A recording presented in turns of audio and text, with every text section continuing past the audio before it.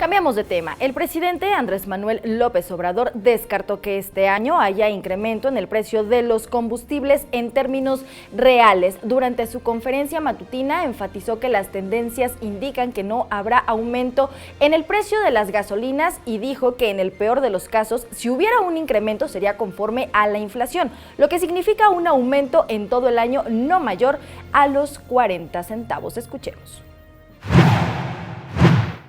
Pero eso sí, en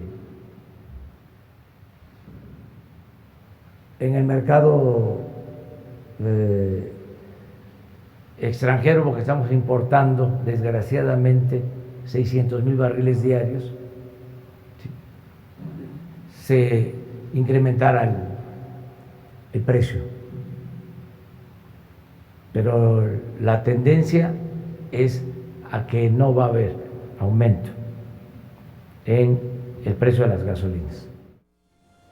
Los costos de los combustibles no presentaron gran variación en el centro y en el sur del país, pero sí bajaron en la frontera norte durante el primer día del año 2019.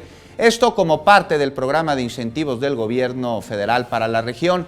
Y este miércoles el precio mínimo de la gasolina Magna se reportó en Acuña, ya en Coahuila, pues se situó en 11 pesos con 62 centavos por litro. El costo promedio en la frontera también de Magna fue de 13 pesos y de acuerdo con los datos reportados por la Comisión Reguladora de Energía, lo que representa una diferencia de 6.36 pesos respecto al costo que tuvo durante noviembre de 2018. Y en la Ciudad de México, el promedio del precio por litro de Magna es de 19 pesos con 56 centavos y de 21 pesos con 4 centavos si se trata de la gasolina premium y de 20 pesos si hablamos de diésel.